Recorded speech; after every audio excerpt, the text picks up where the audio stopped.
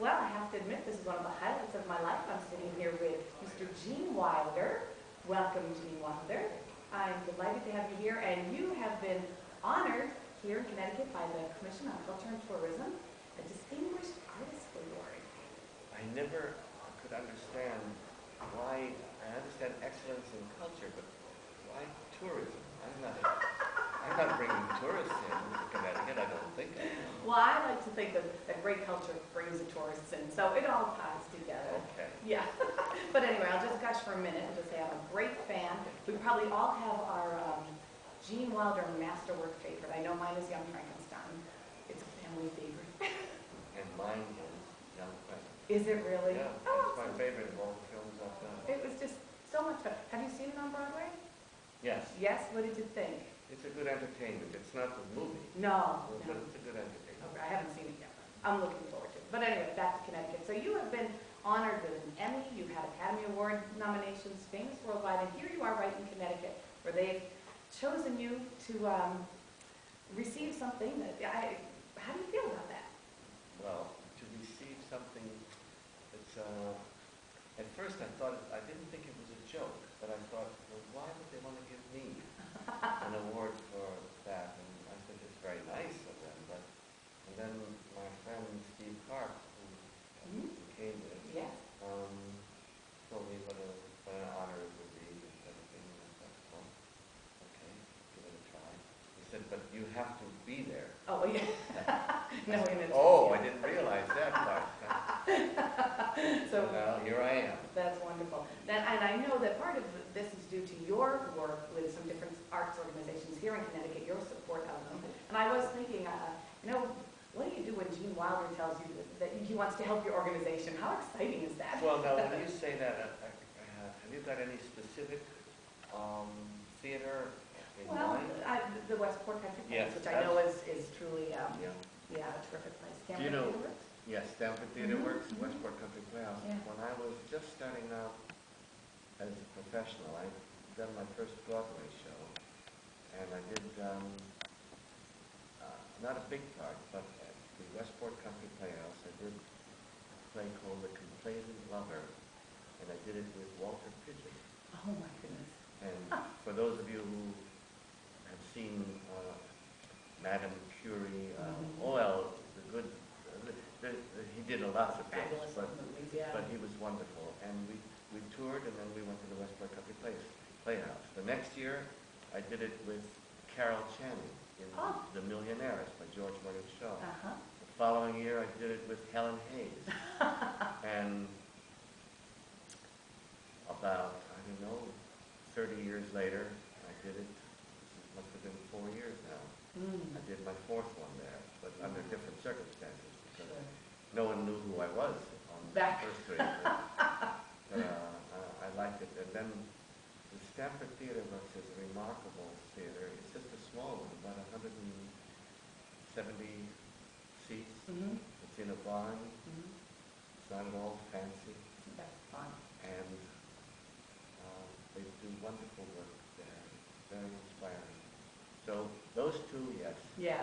I don't know if I've done any good for anyone else, but maybe for those. Well, that's just plenty. That's just plenty. So are you pretty much based in Connecticut now? Do you travel out and about too much? I travel only for book signings. When I write now, that's what I do. You are a Renaissance man between the Yeah, writing, well, the acting, the directing, and the painting. Yes. Oh, you knew about it. Oh yes, yeah, Good. yeah.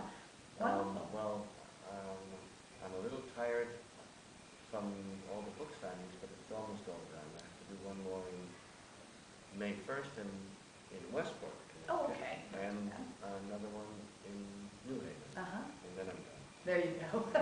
So any more books in you, or is that?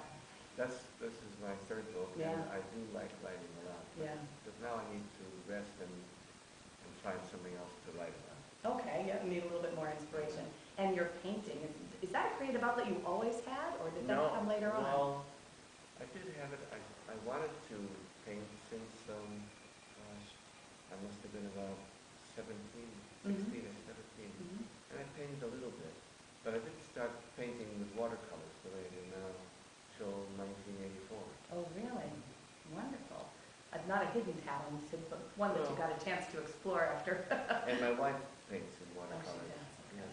Now, is your work on exhibit anywhere? It was at the New Britain Museum of It American was Art. there. Yes, I had a show there. Wonderful. They asked me to do it, and I thought they were crazy, but I did it, and it was very good.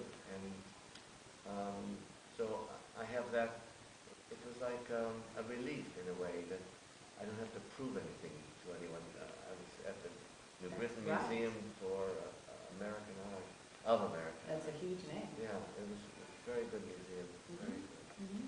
But I'm writing more than I'm painting. Yeah, sort of the internal thoughts and all that. So you've had a wonderful, long, fabulous career. As you look over it, if a young person is listening to this, a 17-year-old planning to major in theater, it's a different kind of world right now, but what words of advice would you have for a young person? Don't do it. How about for someone like me, an older person? Still Don't would say depend no. on her income. No, because the hardest part to explain is that there's nothing but rejection. Yes. And when you're a kid, if you can't take it, then you'll never make it in theater or in movies. When I was starting out, I was 13 when I started acting. Mhm. And I knew that's what I wanted to do, and I had a lot of rejection. And it Yeah. never ended, really, even after being in the movies. After Bonnie and Clyde and Start the Revolution Without Me, Willy Wonka, they were all commercial failures. Were they really? Yes, they were. Even Willy Wonka. Till later. Yeah, Till later. kind of came together as a cult thing or something. Yeah. And then it became so popular, and then DVDs and VHS and all that stuff. iPods. But when I see a young person, 16 or 17, and the mother or father says, well, why did you say that to her or to him? I say, because if they can't take it and go on because they really want it passionately, if my saying don't do it stops them, then they shouldn't do it. Exactly. Yeah. Take some strength to Yeah. ignore Gene Wilder's advice. Or anyone else who says don't. Yeah. Because it doesn't have to do with talent. It has to do with being able to.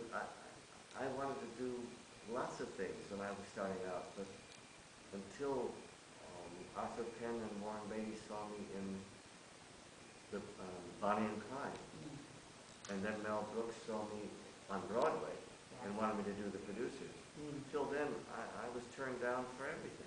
There's a great element of being in the right place at the right time. Yes, With the right person seeing you. you have to have the goods when the time comes. Yes. But just because someone says, no, we don't want you, actors always think it's because they think the director thought you weren't talented. And I used to have to tell people I knew who were trying out for Young Frankenstein, and think of one woman in particular, did it ever occur to you that you didn't get the part because you weren't right for the part? Right. Not because you're not talented. You're probably more talented than the person who's going to play the part. But you're not right for the part. Yeah. I can tell you that right now. Yeah. And this girl was crying Yeah. buckets. Yeah. It is. It's a tough world as far as that's concerned. Well, the thing, it's not the part that they're turning down. It's me personally that they're turning down. And that's a horrible thing to do. Yeah. Yeah. Yeah. But it is something they have to absorb and handle very well. Gene Hackman was the 7th choice for The French Connection. Oh my goodness. It's an old story of how many times people were passed over and then they came back to get them.